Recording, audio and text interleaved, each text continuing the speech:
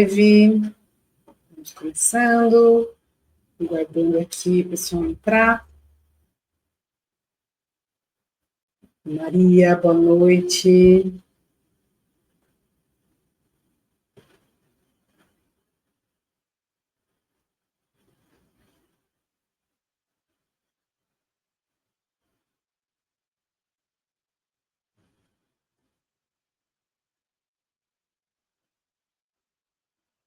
Olá. Tudo bem, pessoal? Hoje vamos falar de um assunto muito bacana, né, que é a alimentação. Vamos lá, já vou deixar a Adri aqui entrar, só um minutinho. Boa noite, Adri entrando. Estamos aqui em 2 dispositivos. Adri está chegando. Boa noite, Adri. Boa noite. Tudo bem? Que bom ter você por aqui. Obrigada pelo convite, é um prazer estar aqui, tá? A gente conversar um pouquinho, né, sobre alimentação. Então, vamos lá. Muito bacana. Eu gostaria de começar te apresentando, né? Adriele Vargas é uma nutricionista, especialista em nefrologia, pessoal, doutora em clínica médica pela Universidade Federal do Rio de Janeiro. Então, assim, é uma imensa honra ter você aqui com a gente, por você ter aceitado esse convite, talvez um pouco inusitado. Gente, sou seguidora da Adri, tá?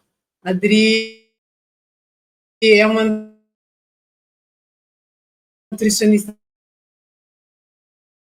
fantástica. Acho que eu sigo ela já há algum tempo. Conheci ela através de uma amiga de janeiro, que está em nefrologia, e é um prazer te receber aqui para a gente falar, para as pessoas que estão aqui nos seguindo. Boa noite, pessoal. Todos entrando. Agradeço a presença de todos. E aí, Dri, eu gostaria de começar, então, aqui nossa conversa, falando um pouquinho sobre alimentação saudável, não é mesmo?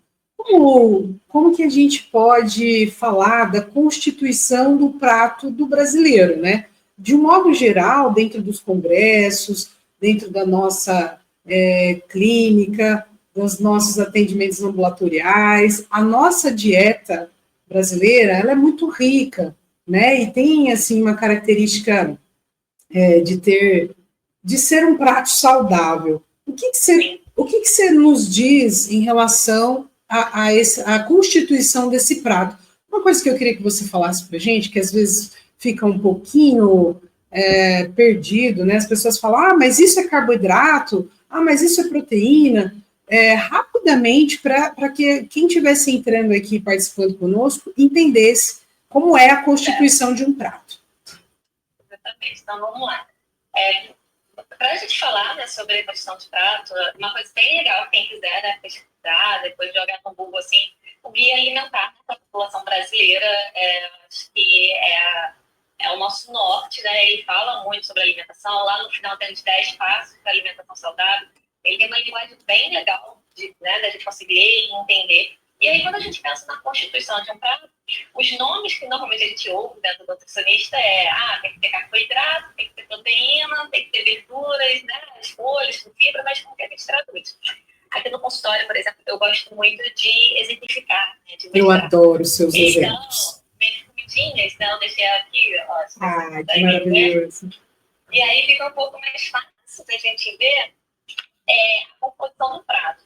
Um prato normal, assim, né, padrão, a gente precisa dele que ele seja metade ali de verduras e de legumes, né, de salada. Então, fala, considera seu prato a metade dele, não em peso, lógico, né, mas de físico ali, ocupar ele ali com as verduras, com os legumes. Então, você tem o alface, né, aquela saladinha clássica, alface, tomate, cebola, mas a gente também tem beterraba, brócolis, berinjela, que eu detesto, né? Eu sempre brinco, eu falo, gente, eu não gosto, então todo paciente não tem direito a falar que não gosta de uma berinjela, eu não como berinjela. Mas você tem todos esses legumes, essas verduras, você pode fazer essa composição. Não necessariamente é só legume cozinado no sal. Pelo amor de Deus, gente, comida tem que ter gosto, tem que ter sabor, tem que ter textura. Então, é sim dentro de uma alimentação saudável, você fazer um legume assado, você temperar ali com páprica, pimenta, cumim, coentro, enfim, cúrcuma. E aí você consegue temperar bem esse alimento com ervas, especiarias, diminuindo a quantidade de sal, sim, porque é uma recomendação. A nossa população tem uma ingestão muito alta de sal, mas quando a gente bota ervas, especiarias, temperos, a gente traz sabor. Então, primeira barreira que é, legume é sem graça, verdura é sem graça, e agora metade do prato tem que ser disso. Mas você faz um molho legal com uma salada, ali, né, bota um azeite, faz um azeite aromatizado, com alecrim, por exemplo, com pimentas em grãos, enfim. Você bota ali um azeite com vinagre balsâmico, você já dá um gosto naquela salada, você consegue trazer os legumes, seja eles assados, cozidos, ensopados, refogados, ralados, mas você traz para esse prato, né? Texturas diferentes, cores diferentes. A cada cor que você enxerga, o seu corpo enxerga um nutriente. Então, falando, você tem ali os crucíferos, que vai ter sulforafano, que são brócolis, couve-flor, beta-caroteno na cenoura. Então, a gente tem a lisina ali no alho, por exemplo. Então, você tem vários alimentos, cada cor de um alimento, ele tem um pigmento, ele tem uma importância para o nosso corpo. Então, metade do prato, saladas, verduras. A outra metade, a gente vai dividir ele novamente em metade. Então, um quarto desse prato, a gente fala que são os carboidratos. E a fonte de energia que a gente precisa. Muita gente morre de carboidrato. Então, o carboidrato, ele é aquele seu combustível, né? Para você poder gastar, consumir de energia de início. Então, o nosso corpo ele não foi feito para usar a proteína como primeira fonte de energia, sim o carboidrato. E o que são os carboidratos? Aí a gente tem um grupo, aqui eu não tenho muitos exemplos, mas você tem, tipo, o arroz, por exemplo, é uma opção de carboidrato. O macarrão, por exemplo, entra como carboidrato. Então, uma grande pegadinha que as pessoas acreditam é que a abóbora vermelha, moranga, né, dependendo cabotiá, onde você está, a região do país, é substituto do arroz, e não é. A abóbora, ela tem uma quantidade de carboidrato, mas ela é um legume, ela é considerada um legume, assim, para compor aquele prato da metade. Né? Então, a quantidade de carboidrato da abóbora, ela é baixinha. Então, às vezes, a pessoa não vou botar arroz porque eu tô comendo abóbora, né? Ou a abóbora, ela é doce, a beterraba é doce, tem carboidrato. Não. Então, quais são os grupos, né, os alimentos que você consegue trocar do arroz? É o arroz, o macarrão, as raízes, que a gente chama, o tubérculos, que seria a batata, qualquer tipo de batata, né? Lindeza, doce, varoa, para você a mandioquinha, né? Que a gente fala que é batata varoa. Sim. A farinha. Então, esses são alimentos que estão ali, a fonte de carboidrato que vão compor esse prato. E você tem do outro lado, no outro quarto desse prato, entre leguminosas, que não são legumes, leguminosas são um grupo do feijão. Então, você tem, né, tipo, a porçãozinha de feijão, que aqui no Rio vai ser um preto, né? Que o Rio é o único lugar que a gente não come feijão carioca. E aqui é o carioca? Aqui é o lugar que a gente não come feijão carioca todo dia, no topo do Rio de Janeiro.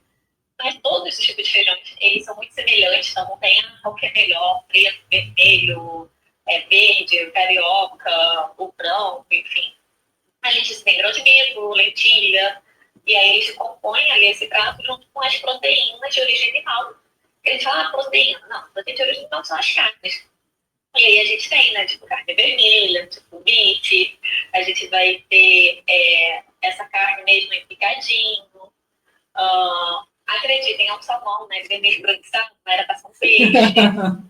A gente tem a sobrecoxa, meus exemplos são pequenos, mas só para se entender, então, proteína de origem animal, que a gente fala, são as carnes. E a quantidade de proteína delas são bem parecidas. Então, assim, André, a carne vermelha, o frango, né, o peixe, qual que tem mais proteína, enfim, eles são muito semelhantes.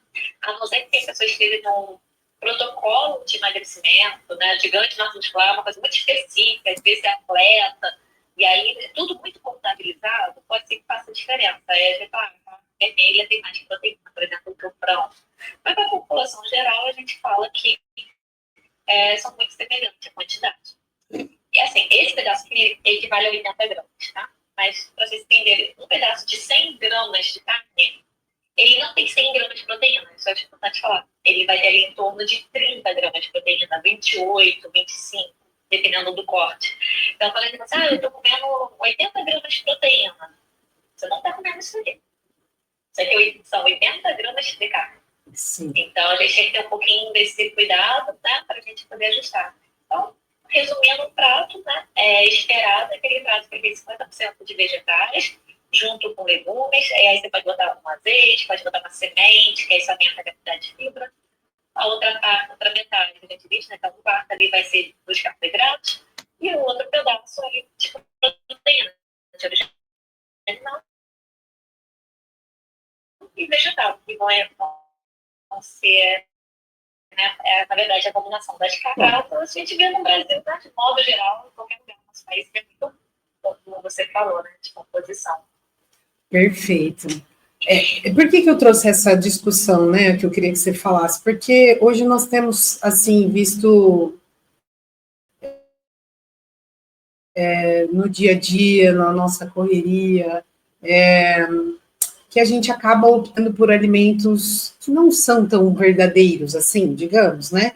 São os alimentos processados e ultraprocessados, que hoje a gente abre aqui a internet e tem um monte de gente falando sobre isso, mas muitas vezes ficam dúvidas, né? O que é processado, o que não é processado? Será que esse alimento que eu estou comendo é alimento de verdade, né? Então, essa é uma grande sacada, eu acho, da nossa alimentação, que hoje as pessoas falam assim, mas antigamente se comia o dobro de comida, né? Mas eles comiam comida de verdade. O que é comida de verdade, Dri?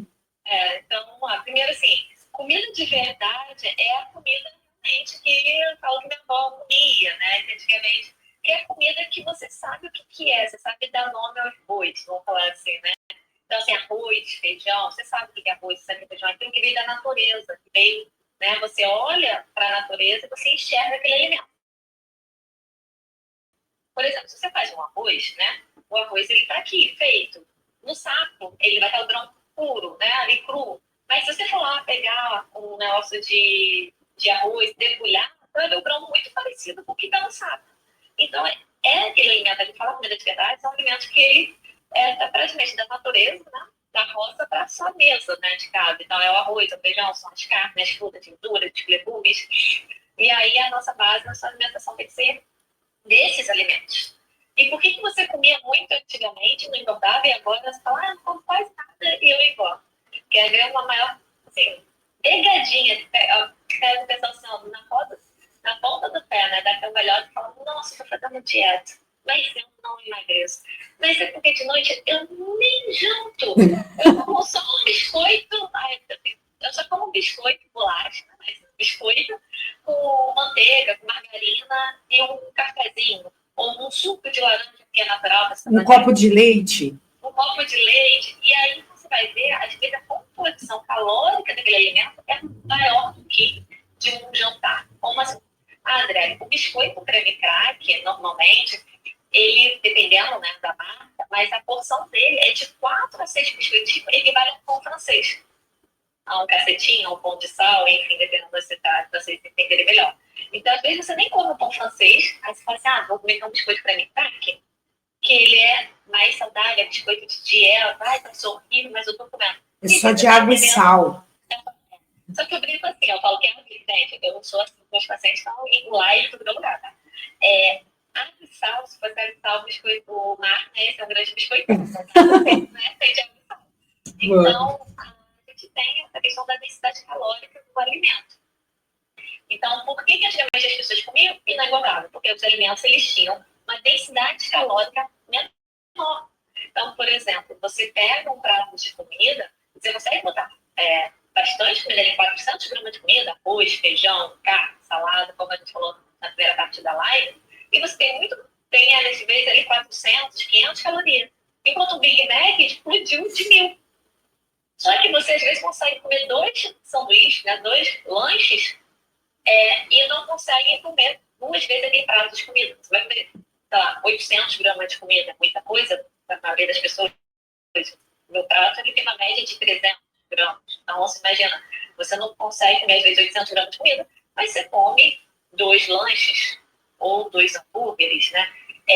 Você consegue comer, às vezes, um pote daqueles de sorvete, né, de 500 ml, que eu acho que, eu não sei se vou pegar alguém, mas já foi meu sonho lá atrás, né, quando eu ganhar dinheiro, meu primeiro salário de algum lugar, quando era adolescente, eu vou comprar um pote de sorvete, daqueles 400, sabe, tipo, Oro, Negrete, né, aquele daqui bom, que é um potinho, e vou comer sozinho. Eu não sei se já tiveram algum sonho parecido desse, mas enfim. E aí, aquilo dali, você pega e consegue comer sozinho. Aí você tá botando pra mais de calorias. Aí você começa a ver, então, calma aí, tá fazendo sentido? Porque eu tô engordando. Açaí é outro, que às vezes a pessoa acha que, um açaí cheio de xarope de guaraná, aí você bota paçoca, aí você bota Nutella, Nutella, um monte de coisa, e você fala, mas também só açaí, gente, açaí é saudável, então... tem frutas. Tem fruta, coitada, mas tá perdida, né? Foi afogada no açúcar. Foi afogada. E aí, quando a gente pensa em alimentos, né, processado, uma maneira mais simples, né, da gente entender, vamos pegar um único alimento. O alimento in natura é aquele que você pega da natureza e você, né, tá pronto ali, né? Você come. Então, por exemplo, o milho. Você pegou espigas de milho e você só cozinhou elas. Você estava no chão, na terra, você pegou o milho, né? Então, é um alimento que ele cru, ele é in natura. Ao natural, né? Do latim, ele é da natural, ele é livre, ele é in natura. Aí eu vou pegar esse milho e eu vou cozinhar, vou fazer um processo de cozimento, vou colocar um sal, por exemplo. Ele se transformou em minimamente processado. Então, o que é um alimento minimamente processado? É aquele alimento que você pega da natureza e você acrescenta sal, ou açúcar, ou óleo, e você tem ali um processo ali, né, minimamente processado de cocção dele, né? Então, se você catou o arroz, você tirou da espiga de milho, então você pegou esse milho e você tirou ele da espiga, né? E aí você consegue comer ele. Então, feijão, lembra que antigamente feijão, o pessoal catava o feijão, né? Aí tirava pedra, tirava aquilo, tudo, então ele é minimamente processado. Deixa eu corrigir que eu falei errado. Então, in natura, está na natureza, bem cru. Minimamente processado, eu peguei esse milho, por exemplo, e tirei aquele monte de espiga dele, né? E se você cozinhar ele só na água, ele é minimamente processado, porque você só tirou as folhas. O feijão, você só catou ele, tirou aquelas pedras. Processado, você acrescenta, aí sim, você pode errado, água, açúcar ou óleo. Então, é o enlatado, que às vezes é esse milho, agora ele está dentro de uma latinha com água e sal. Ele é minimamente processado. Ele ali tem um processamento, né? Então, ele é minimamente processado. Aí eu pego esse milho e faço um bolo caseiro. Então, eu acrescentei outros ingredientes. Ele é processado. Aí eu vou e pego um Cheetos da vida. Ele é ultra processado. Por quê? Porque você olha para ele, você nem tem cheiro de milho, não tem gosto de milho, não tem milho ali dentro. É a minha essência. Então, o quão distante você está desse alimento. Então, se eu tenho só espiga de milho, ele é in natura. Se eu pego essa espiga de milho e vou limpar, vou tirar aquelas folhas, ver se tem alguma coisa ruim, alguma parte que não está legal, ele já teve ali o mínimo de processamento, minimamente processado. Se eu boto açúcar, se eu boto óleo, se eu boto alguma maneira ali, ou sal, um dos três, ele está processado.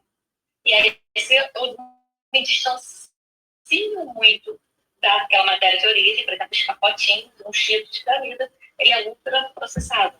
Então, e a partir disso, a nossa alimentação guia, né? A população brasileira ensina que a nossa alimentação tem que ser minimamente processada ou processada, e evitando, né, os ultraprocessados, que aí você tem os refrigerantes, né, os bolos, aí um bolo de pacote que você compra no mercado, que tem na padaria, ele é ultraprocessado, porque ele vai ter aditivo na composição, vai ter um monte de ingrediente ali que você não sabe o que significa. Isso é ultraprocessado. Aí eu brinco com os pacientes, eu falo assim, lê a lista de ingredientes em voz alta. Travou a língua, é ultraprocessado, não compra. Não sabe qual é o ingrediente que está ali, não compra, vamos botar em ultraprocessado. Por quê? Você tem um bolo que você faz na sua casa, por exemplo, trigo, leite, ovo, manteiga, ele é processado. Pode entrar em menor quantidade no dia a dia, mas pode entrar. Agora você pega esse mesmo bolo, só que de pacotinho pronto.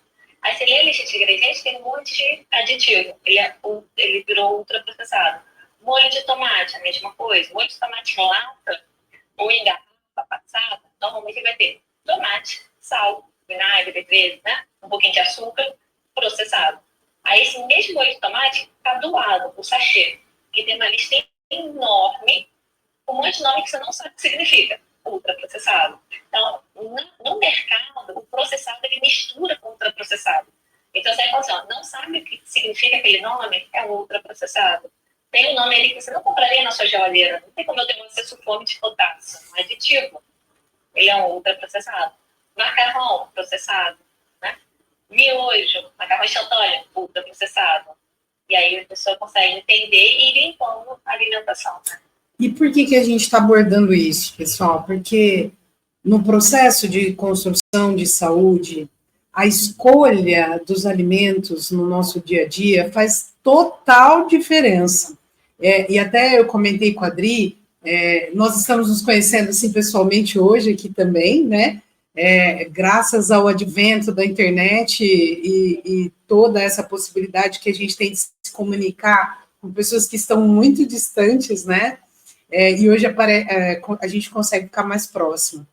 Então, a escolha desses alimentos, a escolha do seu exercício, a escolha de ficar sedentário ou não, isso vai influenciar diretamente se você está construindo saúde ou se você está construindo, a gente fala aqui, Dri, em construir a doença, né? E quanto mais cedo nós começarmos a mudar as escolhas que nós temos feito no nosso dia a dia, até por isso eu falei para você, as crianças, né? Do que a gente está comprando, colocando na nossa geladeira e dando para essas crianças, porque daqui a 20 anos, 30 anos, são eles os adultos doentes que vão chegar para a gente no nosso ambulatório, né? E muitas vezes, e quando nós construímos, quando essa doença se estabelece, é muito mais difícil, né? Porque muitas vezes nós temos que restringir alguns alimentos, restringir as escolhas, às vezes o paciente não consegue se levantar, não consegue sentar direito, enfim, já com uma série de acometimentos, né?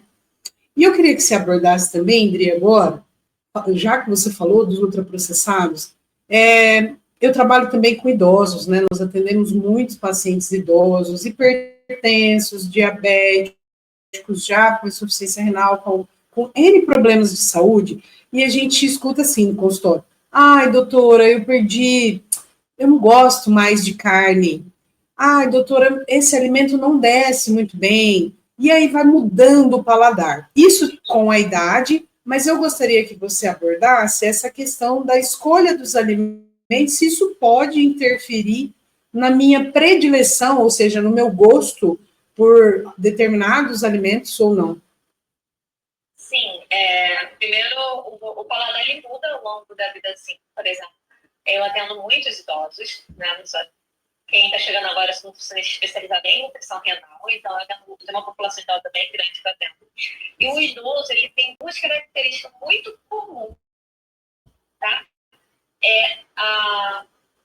Um é a diminuição da sede, tá? O idoso, ele tende a beber menos água porque ele sente menos sede, ele literalmente não sente sede. Eu tenho paciente que fala assim: Dri, eu posso falar de eu tô sem beber água? Gente, não pode, né? Pelo amor de Deus. Mas ele tem uma diminuição da sede e a aversão a carnes, a proteína de origem animal. Seja por paladar, seja porque muitos não têm mais o dente, né? A dentição perfeita, e aí para mastigar, porque tem dificuldade de deglutição, e a carne se torna um obstáculo muitas das vezes, então a pessoa começa a querer mais a carne, né? Desculpa. E aí, pode ser mimia, então se me perder da sua pergunta, mas para o idoso, por exemplo, o que a gente tem que fazer? Beleza, você não quer comer a carne, mas eu preciso que tenha proteína. Uhum. A gente volta para o início da live. Eu tenho uma composição de prato, pensando em almoço e jantar, que ela precisa ser respeitada. E aí eu falo para os pacientes, eu brinco, falo sério, no mesmo tom, né? Eu vou lá e volto, aí eu falo assim: olha, você ter que comer proteína, comer carboidrato, comer fibra, você tem que comer, né? Não tem como discutir. Agora, você fala, o problema é meu. Aí é o problema do nutricionista que tem que resolver.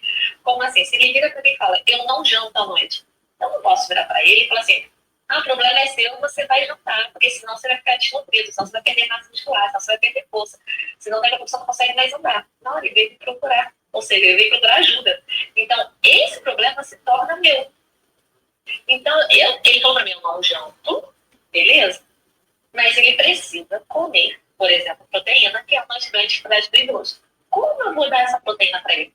Se torna responsabilidade do nutricionista e um acordo junto com o paciente, com o familiar. Então, a gente pode tirar essa proteína, por exemplo, de origem animal, que não é essencial, o que é essencial é a proteína, e botar a proteína vegetal. Então, por exemplo, tem gente fazendo, se a gente fizer um hambúrguer de grão de bife, falar que você gosta, tem gente que gosta, e para o vegetariano. Se a gente aumentar ali a quantidade de grão de bife na refeição, lentilha, botar castanha, você quer? Dá para ser? Dá. Não gosto, tá. E se a gente colocar, aí vai juntar o ovo, por exemplo, o queijo, às vezes fica muito legal, você vai fazer com omelete. Então, se tem ali uma moqueca de queijo com brócolis, por exemplo, queijo com espinafre, e aí a gente tenta trazer. Não quero. Não, ou mesmo assim, eu não fechei a composição da proteína que eu precisava.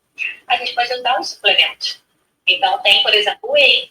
Eu sempre falo, suplemento de boa qualidade, sempre clean label, ou seja, sem aditivos, marcas boas.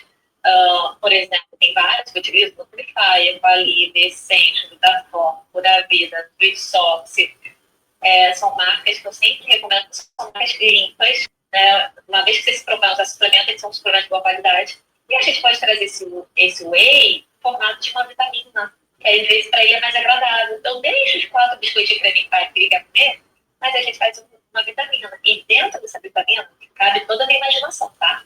Ele entra o whey, entra fruta, entra aveia, entra semente, entra óleo de coco, às vezes quando eu quero fechar gordura. Então, assim, todo aquele jantar, todo aquele prato de 50% de vegetais, 25% de carboidrato, 25% de proteína, ele vai virar um milkshake. Entendeu? Então, assim, vai virar uma vitamina. E aí, esse paciente, ele mudou o paladar? Mudou. Não está comendo carne, mas ele vai estar ingerindo a proteína. Ou então, não, André, eu quero doce, quero salgado. A gente pega o whey neutro, sem sabor, e coloca o quê? Numa sopa? Mas uma sopa você come? Só de legumes. Tudo bem. Vou lá e pego um scoop de whey, que tem 22 gramas de proteína, que equivale a um bife de, às vezes, 80 gramas, 85. Joga naquela sopa, não tem sabor, não tem cor, não tem textura, diluiu e a pessoa vai comer. Então, o paladar, ele pode mudar. Só que se a gente não adaptar, as doenças, elas podem surgir ou a pessoa se agravar. Então, para o idoso, às vezes você tem como grande risco a sarcopenia, que é a perda de massa, de força e de função muscular. Né? Essa parte você também domina muito aqui. Então, eu não posso dar para o idoso que não quer comer carne, já dei informação. Tá tudo bem. Não, então, tipo assim, o problema é seu. Como eu já ouvi, infelizmente, muitos pacientes que chegam mais grandes. Eu não deixa, mas enquanto não tivesse isso, não tinha mais solução. Claro que tem que ter, né? A gente tem que achar solução para o paciente junto com ele. É o que eu falo, eu estou te dando várias opções. Uma, você tem que concordar comigo. Então, é engraçado que em alguns momentos, né? Claro que a gente tem que. Eu pedi para a gente falar sobre isso, porque nós vamos lá, atendemos o paciente idoso com a prescrição de atividade física, a prescrição ideal, adequada, mas se ele não estiver bem nutrido, né? Se esse prato não estiver bem constituído, eu sempre falo isso para os pacientes de ambulatório, para os pacientes que nos procuram, que ele precisa ter uma boa constituição nutricional, porque se não tiver, a gente não consegue, então vai ter fraqueza para fazer o exercício, o músculo não vai ter o aumento necessário, não vai conseguir chegar na zona alvo do treinamento, enfim, né? Então, o papel do nutricionista, aproveitando para quem está chegando, a Aline, o pessoal de fora, o pessoal daqui de Botuporanga que está te conhecendo, a Adriele é nutricionista, especialista em nefrologia, então ela tem um trabalho incrível aí de orientação, segue ela já no Instagram dela, doutora Adriele Vargas, é isso, Dri? underline Nutri. Depois eu vou deixar aqui para vocês, já marquei ela nos meus stories anteriormente. Ela tem muita informação boa, os stories dela são imperdíveis, porque tem sempre muita informação, mas eu queria deixar de mensagem já, né, falando de o quanto é importante nós nos mantermos bem nutridos. Então, hoje, eu comentei nas outras lives, Dri, nos últimos congressos aí de cardiologia, né, estive recentemente na Itália, no congresso de hipertensão europeu, e assim, a gente nunca viu falar tanto em o congresso médico, de um modo geral, nos 2 últimos anos, tem uma visão assim, nutrição e exercício físico. Então, nós precisamos usar esse canal que nós temos aqui de informações boas, né? Nós estamos aqui dentro da ciência, você já doutora, eu estou quase aí perdendo os cabelos, mas vamos chegar no finalzinho, está no final, já quase defendendo. Então, assim, de trazer informação de qualidade para as pessoas que estão aqui assistindo a gente, né? E de como é importante manter uma alimentação adequada. Por isso que a gente está levantando todos esses pontos, desde o início que você falou, né, da constituição do prato, que precisa ter o carboidrato, proteína, né? E que hoje existe vilão no prato, Odri? Vilão hoje no prato eu falo que são as industrializadas, que são os alimentos escondidinhos, por exemplo, e eles podem se apresentar de várias maneiras. É aquele prato lindo que você faz, aí você compra um molho de tomate, molho de salada, que ele tem prato, sabe? Aquele troço que é verde, fluorescente, amarelo, laranja, branco, tu puxa na salada, né? Coloca, olha, bastante. Aí você pegou todo aquele seu prato e jogou, entre aspas, né? Porque você acabou de botar um monte de soja, uma gordura, e aí você não viu. O industrializado, porque ele vem como vilão no ponto de vista que, assim, cara, esse aqui nunca eu vou poder tomar uma Coca-Cola. Pode, não pode ser todo dia. Ah, mas é zero. Né? Não. Coca-Cola não é feito para refrigerante, é feito para constituir sua alimentação no diário. A base é quem está falando isso, guia da população brasileira. Guia de alimentação para a população brasileira. Não sou eu, então Coca-Cola, mesmo zero, não é para poder fazer essa alimentação. Sorvete, né, todo dia. Não. Então, assim, eu digo que ele é vilão no momento que a gente traz o industrializado como algo diário. Por exemplo, está muito na moda a linha saudável, nesse segmento que você está falando de não tanto de educação física, de exercício e de alimentação. Vamos aproveitar o lado certo. Mas também nunca teve tantos produtos saudáveis de pacotinho. Saudáveis então, de mentira, né? Não faz sentido. Então, vamos lá, né? Fruta, gente, é fruta. Você não precisa pegar um troço, uma pasta, sabe? Fruta é fruta. Os legumes você tem biscoito saudável, né? Porque integral, não é integral. Então, assim, cuidado com os alimentos que se dizem serem saudáveis. Lá atrás, anos 90, até início dos 2000, tinha muito o quê? Mais no início dos anos 90, muito diet, light, né? Um boom disso, né? Sim. E aí, hoje, a gente vê também falsos saudáveis. Então, cuidado com muito pacotinho, lista de ingredientes. Quanto menor, melhor. Quanto mais fácil você entender o que está escrito ali, melhor é aquele alimento. O primeiro ingrediente é o que mais tem, Isso é legislação, isso é obrigação. Só que ninguém ensina a gente, né?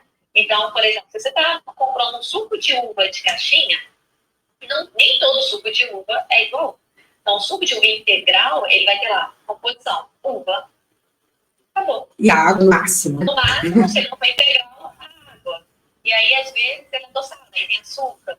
Só que aí você vai ver que o preço também vai diferenciando. Então, você fala, nossa, mas é igualzinho. Só que um é R$17 e outro é 7. Dentro da mesma marca. Então, por exemplo, às vezes você tem a mesma marca, o mesmo nome. Você fala, mas por que essa marca tem suco de uva? Só que aí você vai lá, um é suco de uva 100%, o outro é suco de uva reconstruído, o outro é bebida, só que eles vão trocando o nome, porque o produto diferente, são obrigados a trocar o nome pela legislação. Só que na embalagem é sobre uva, né? Fique atento às embalagens, né? Porque tem que ler rótulo, né, Dri? tem que ler rótulo, tem que ficar atento na embalagem, porque eu achei um episódio que eu achei muito engraçado. O Cleiton, meu esposo, chegou em casa, comprou suco de uva integral, de uma marca que a gente super usa, né? Quando eu virei no copo, meio transparente isso, né? Suco de uva integral. Porque é escrito 100% fruta. Que eu fui olhar, falei, mas tem uma maçã no fundo. Ele não tem maçã. Falei, olha, era uma maçã de fundo e um cacho de uva, maçã, água e açúcar. Ele é 100%. Não tinha água, mas tinha maçã e tinha uva. Ele era 100% fruta, não 100% uva. Sim. Olha. Então, assim, são detalhes, né, da indústria. Então, cuidado, porque as pegadinhas, elas existem, né? Falar também dos transgênicos. Muito, infelizmente, a soja no Brasil, ela é 100% transgênica. Então, não tem muito para onde correr. Então, assim, usar a menor quantidade possível. Quem puder usar azeite, usa o óleo por quantidade. Mas a soja, né? Usa óleo de outra PC de soja. Ele, praticamente 100% da soja do Brasil é transgênica hoje. Então, tudo aquilo que é usado à base de soja vai ter. Só que hoje, pela legislação, tem um Tzinho. Então, você consegue ver, né? Tem texto transgênico, se é alto em sódio, se é alto em açúcar, por exemplo. Alto teor de gordura, né? Nós evoluímos aí, acho que nos últimos 10 anos, né, nutricionalmente, por essas obrigações, pela legislação atual, que obriga a estar lá na embalagem se o teor é alto em gordura, açúcar, sódio e etc. Porém, nós ainda estamos escolhendo esses alimentos, né? E mesmo assim, só um detalhe, que a gente evoluiu muito em rótulo, mas a indústria sempre traz pegadinha pra gente. Então, cuidado, porque para ser alto em alguma coisa, se eu não me engano, o alimento ele tem que ter mais de 20% naquela porção. Então, por exemplo, alguns refrigerantes tem açúcar e adoçante na composição, mesmo sendo sem ser zero, normal. Uhum. Por quê? Porque eles começaram a botar adoçante, porque aí a quantidade de açúcar fica menos de 20%. E aí não precisa vestir tão alto teor. Outros alimentos, por exemplo, naturalmente, já são ricos naquilo e não é ruim. Pasta de amendoim. Pasta de amendoim é só amendoim. Sim. Ou amendoim e açúcar. Ele já vai ser alto em gordura. Ele recebeu um selo, mas naquela situação não era ruim. Então, até isso a gente tem que ter um pouco de cuidado. Porque a indústria, ela vem tentando manipular e a gente está lutando contra.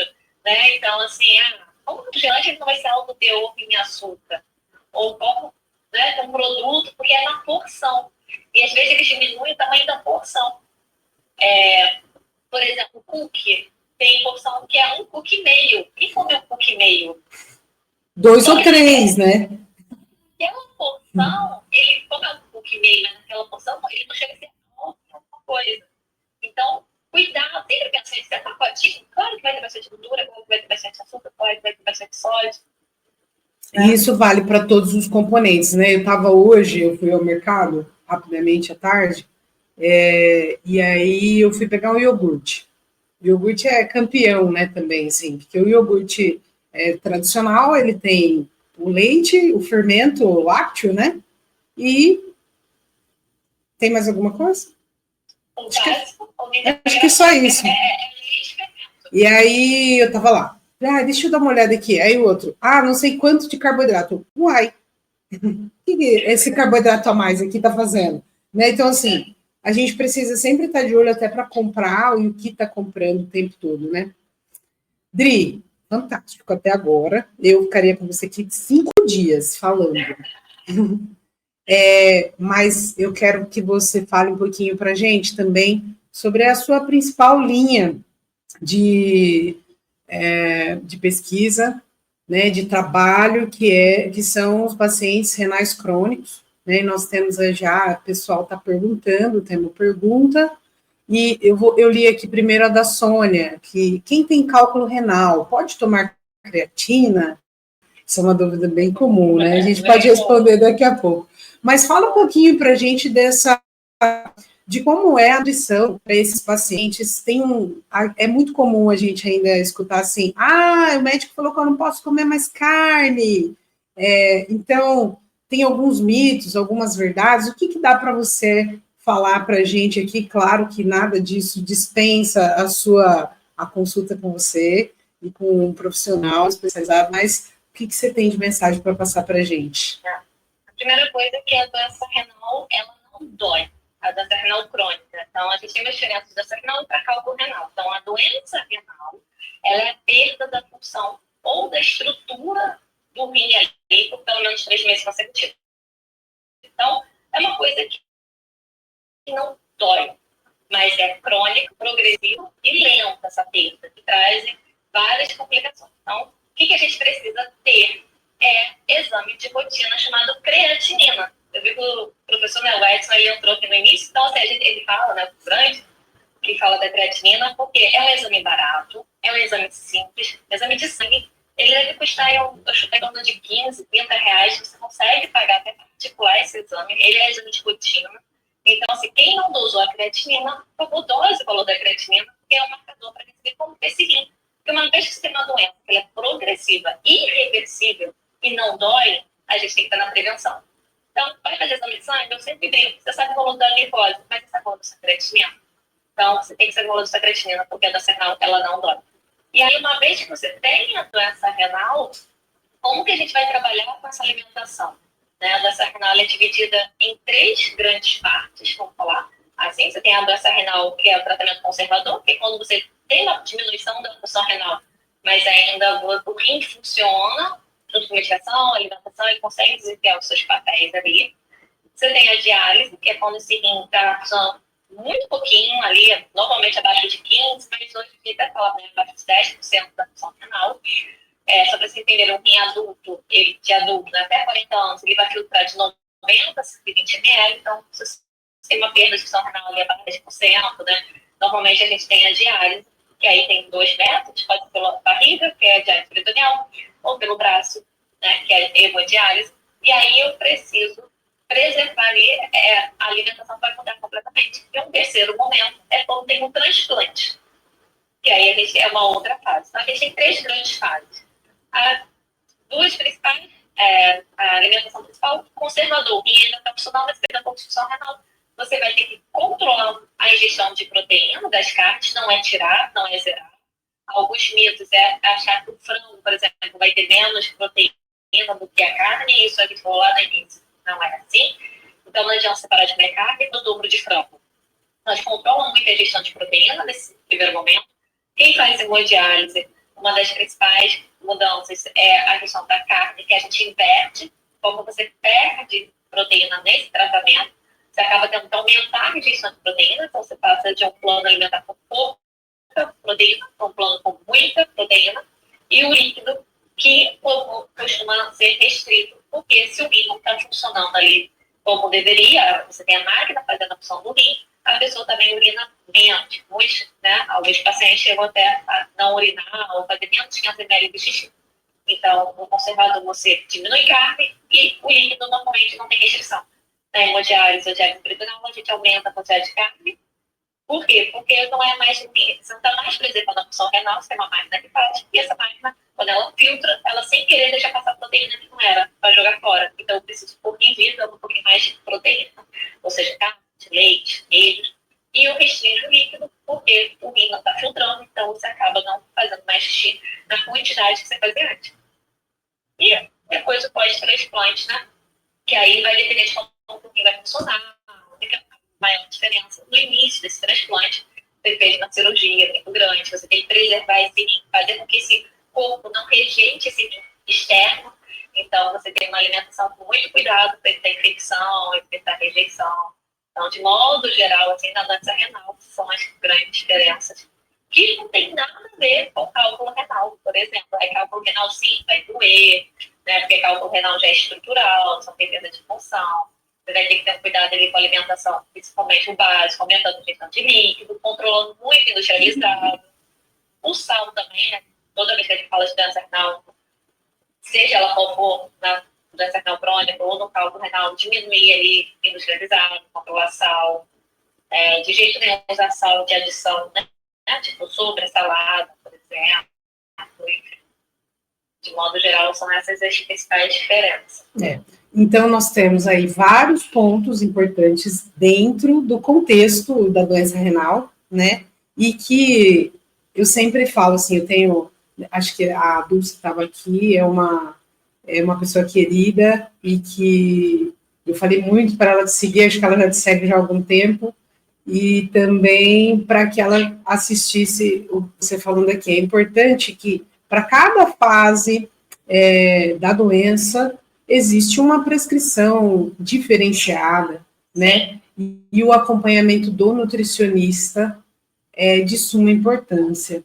Além de, boa noite, Dulce, além de, nós já sabemos, eu vou puxar um pouco a sardinha para o meu lado, que também a Constituição, de um modo geral, da morfologia muscular, é preciso que nós mantenhamos isso, então o exercício físico entra na conjuntura aí para que tudo dê certo, né? Então, só para responder a Sônia, né, que perguntou sobre a creatinina e a creatina. É muito comum essa dúvida, né, Dri? Posso tomar creatinina se eu tenho se eu tenho cálculo renal? Ou isso vai alterar a minha função renal? Pode sim. O suplemento, a creatina, ela não piora a função renal, ela não atrapalha o rim, não tem nenhum artigo, nenhuma evidência científica ainda. Tem estudos mostrando, inclusive, que não altera, assim, não tem para Tati, né, entende, nenhum artigo hoje de evidência 1A que fale assim, faz mal, faz bem, talvez não tem, porque a gente sabe é o seguinte, que a creatinina ela é um subproduto, né? É um fininho do músculo. Sim. E aí você me ajuda nessa parte, né? E você tem a creatina. Então, o que acontece? Elas são moléculas parecidas. Ou seja, se você tiver qualquer pessoa usando creatina e dosar o exame da creatinina, ela vai dar alta. Isso. Então, qual é a recomendação? De 7 a 10 dias sem fazer o uso da creatina, para você poder colher o exame de sangue de uma maneira fidedigna. E aí eu trago todo mundo uma reflexão. Quem usa creatina? Não tem que usar todo dia? Porque senão perde o efeito? Então, como que isso vai acumular no rim e vai atrapalhar a função renal? Exato. Se você ficar sem usar, perdeu o efeito. Então, ela não atrapalha. Você pode dar sim. Ah, André, eu tenho cálculo renal. Posso usar creatina? Pode. Ah, André, eu tenho doença renal crônica. Não vou falar todos, mas, sei lá, mais de 80% dos meus pacientes utilizam creatina. É um dos meus suplementos básicos, porque ele tem muita evidência científica em composição de massa muscular, força de músculo, então, sim. Mas também não é para inventar moda, entendeu? 10 gramas de creatina, por exemplo, né? Tacar creatina na boca, você não sabe nem a quantidade que você vai jogando. Então, tem dose, tem prescrição. Ah, André, eu estou tomando para fazer tanta creatinina. Fica ali, quer por segurança, de 7 a 10 dias, tira, suspende, dosa o seu exame, e aí, vida que segue, não vai dar cálculo renal, não vai piorar a função renal. Só que é suplemento, eu sempre oponho. Suplemento de boa qualidade. Tem lei, não pode. Não usa também qualquer coisa. Creatina é um dos suplementos mais da creatina, né? Então, para cada ano tem mais. Você tem que saber o que você está tomando também. Porque ele fala, esse suplemento não tem efeito comigo. Creatina é um dos suplementos que mais tem efeito. Então... E mais evidência, né? E mais evidência científica para músculo é o que a gente tem hoje de maior evidência, é a frente. Exato. Ó, a Ana Isabel perguntou, essa pergunta é bem clássica, né? Todo mundo tem essa dúvida. Quanto de proteína, doutora, nós precisamos ingerir durante o dia? Responde aqui para a gente. Ó, vocês vão perceber como que a gente come muito mais proteína do que a gente deveria, né? A dieta é 1 grama de proteína, vamos pegar um adulto de 70 quilos. E aí precisa ingerir, normal, 70 gramas de proteína por dia. Só que quem dá muito início, né? Na metade da live, eu falei que isso daqui tem 80 gramas.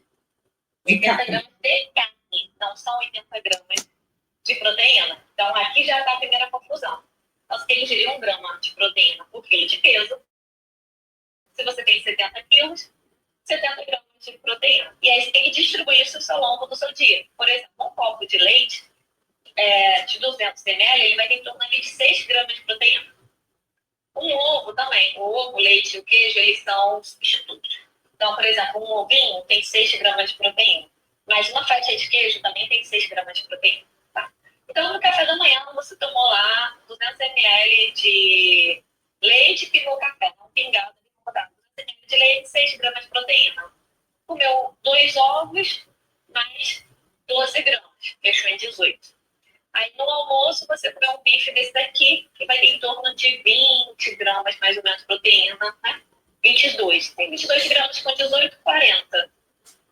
Se à tarde você repetir seu café da manhã e à noite você repetir seu jantar, você bateu 80. Se sua ingestão é de 70, você já passou. Né? E aí, o que a gente precisa entender com esse exemplo? Primeiro, que às vezes a gente passa da quantidade de proteína, pensando na dieta normal, só que a gente tem um nível de atividade física. Né? Então, eu preciso saber seu nível de atividade física. Aí, a gente vai para a fase 2, né, da complexidade. Você é sedentário ou você faz atividade física? Qual atividade física que você faz? Quanto que esse músculo precisa de proteína a mais? Então, dependendo do nível de atividade física, você pode precisar de uma proteína até, sei lá, 2 gramas por quilo de peso. É o dobro do que se você fosse sedentário. Então, respondendo dieta população normal adulta, norma proteica, 1 grama por quilo de peso. Faça atividade física. Dependendo do seu nível de atividade física, do que você faz de intensidade, a gente pode ir aumentando até dobrar essa proteína, sendo 2 gramas por quilo de peso. E lembrar sempre que proteína, grama de proteína, não é tipo um ovo. Um ovo tem 45 gramas, mas ele tem 6 gramas de proteína. Esse bicho aqui tem 80 gramas, simulando, né? Mas ele vai ter em torno de 20, 22 gramas de proteína. Aí acho que deu para entender hoje um pouquinho, né? Perfeito. Lembrando sempre, pessoal, que o que a Adri está falando são para aquela receita de bolo, né? O indivíduo mais ou menos de 70 quilos, que tem um nível de atividade física assim, mínima, média, vamos dizer assim, mediana, né? Então, qual é a quantidade de proteína ideal? Você precisa procurar um nutricionista, de preferência especialista, para que você consiga dosar exatamente a quantidade de proteína, a quantidade de creatina, né? Recentemente foi aprovado, me corrija se eu estiver errado, Adri, a prescrição de suplementos, desde que não sejam ergogênicos, para profissionais de educação física. Porém, pessoal, lembre-se sempre, nós precisamos ter prescrição de profissionais que estejam habilitados e qualificados para isso, né? Então, assim, eu estou com um paciente aqui que eu estou doidinha para mandar ele para a Adri, e aí, mas por quê? Porque é um caso específico e precisa de uma profissional que esteja apta a fazer isso, não é qualquer profissional que vai fazer. Então, assim, a Adri atende online, vou deixar já fazer o seu merchan, a Adri atende online, então é super bacana, um profissional super acessível, né? E vale a pena a gente ter bons profissionais nos acompanhando, porque o investimento que nós fazemos hoje em saúde, ele vai se tornar uma poupança para o futuro, né? É aquilo que a gente não vai gastar de remédio, é a nossa qualidade de vida, a quantidade que você anda, que você caminha, se você consegue continuar sentando, se levantando. Rapidinho, Dri, nós temos mais uma pergunta. Sim. E nós já estamos caminhando para o final, queria mais. A partir de qual idade, Dri, existe uma resolução, alguma normativa dentro da ciência que é indicada a idade de uso da creatina? Olha, eu não sou adulta, então eu vou falar, né, da minha zona de segurança que a partir dos 18 anos. Uhum. Porque abaixo do suplemento não temos criança suplementos, normalmente eu indico, né, eu passo para uma grande amiga de São Paulo, para a Carla. Então, vou falar, para o adulto, a partir de 18, né, a gente extrapola ali, 17 anos, eu já utilizaria a creatina com tranquilidade. Agora, menor do que isso, eu já não sei, porque eu não tenho a mesma experiência, né, profissional com esse público. Dá para usar idade menor, né? Mas a partir de 18 anos, a creatina é um suplemento que a gente consegue usar até um idoso, sabe? É um suplemento bem bacana da gente acrescentar no dia a dia. Perfeito. Dri, estamos caminhando para o finzinho. Eu gostaria de deixar esses minutinhos, 2 minutinhos aí que nós temos, depois eu faço a finalização. Eu gostaria que você deixasse suas mensagens finais, deixe seu arroba para as pessoas te seguirem. Vamos lá. Obrigada, Tati, pela oportunidade. Eu amo conversar, falar sobre nutrição renal. Então, muito obrigada a todo mundo que ficou aqui, né, acompanhando, mandando perguntas. Caso a gente não tenha respondido alguma, me manda lá, pode mandar, né, para a Tati, para mim, né, para Sigma Nutri. Manda lá no chat, fala, olha, Dri, eu vi você na live, faltou responder uma pergunta, a gente conversa, a gente troca, porque eu tenho essa questão que eu acho que une muito tanto a mim e a Tati, que é a pesquisa, né? Eu concluí meu doutorado agora em março, e a gente tem isso da universidade pública, né? Da pesquisa, do ensino, e de querer espalhar, traduzir informação complexa de uma maneira mais simples. Então, é isso que eu sempre tento trazer, assim como a Tati. Então, eu espero muito que essa live tenha levantado algumas anteninhas. Quem precisar de ajuda, mas no pinta mais ou menos, Adriele, manda uma mensagem lá. Vai ser um prazer acompanhar vocês. Eu sou do Rio de Janeiro, de Niterói. Estou vendo aqui no Rio, Niterói, na Barra, em Ipanema, mas também online. Na verdade, eu comecei atendendo online, então, desde 2020 que eu atendo online. Então, foi um prazer atender vocês, acompanhar.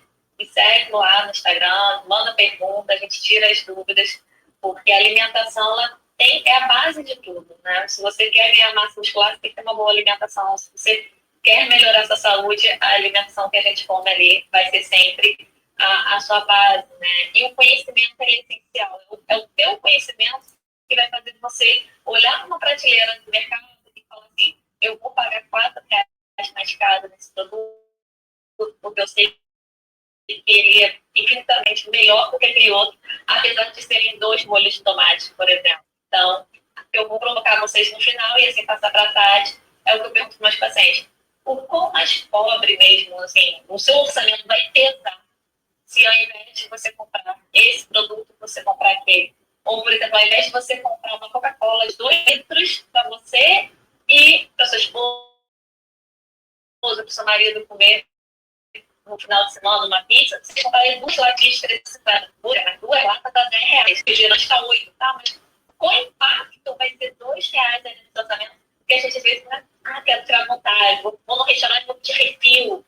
Então, eu quero provocar isso. Ponto diferente financeiramente, porque para a saúde vai fazer muita diferença, né? Você, na hora de comprar até um lanche, a pessoa fala assim, é um pequeno ou grande, né? A diferença é 50 centavos. E se você sabe que aquele pequeno, ele vai te satisfazer.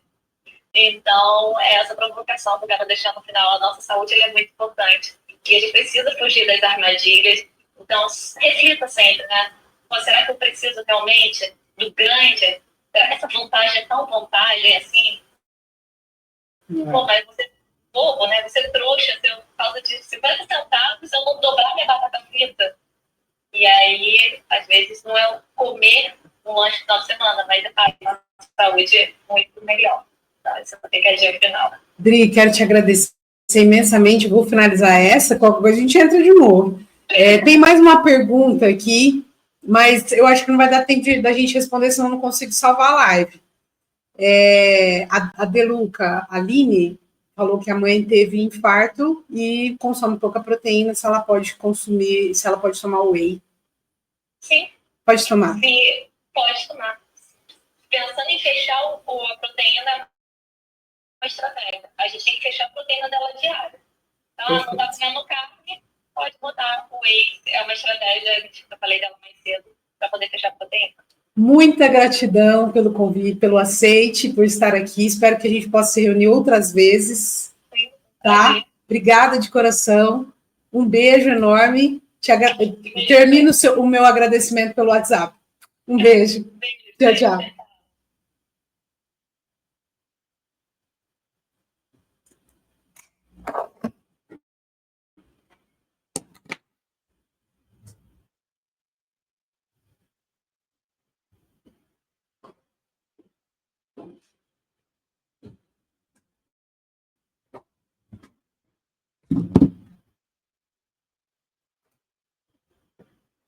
Dri, tá me ouvindo?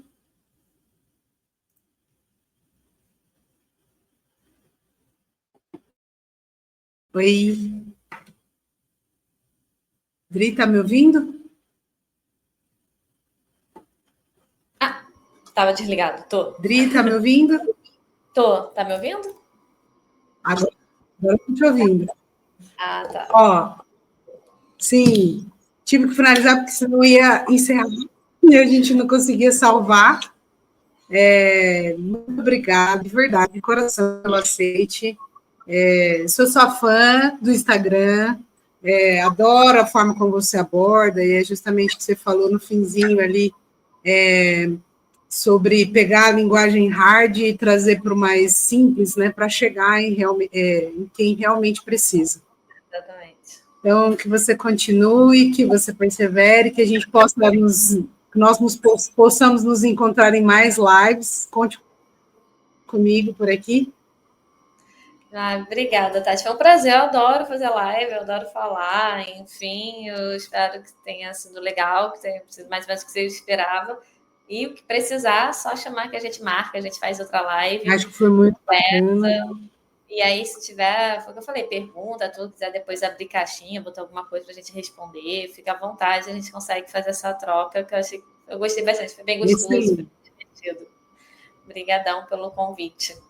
E aí a gente vai trocando. Leve, né? Gostoso, assim, um papo. Obrigada por ter aceito, por disponível nesse corre antes do congresso. Imagina. Aí é isso. Obrigadão. Qualquer coisa que precisar, manda mensagem, a gente vai conversando. Pode mandar mensagem pelo WhatsApp e a gente vai trocando. Um beijo. Travou? Combinado. Obrigada, tá? Fica com Deus. Amém. Tchau, tchau. Um beijo. Tchau, tchau.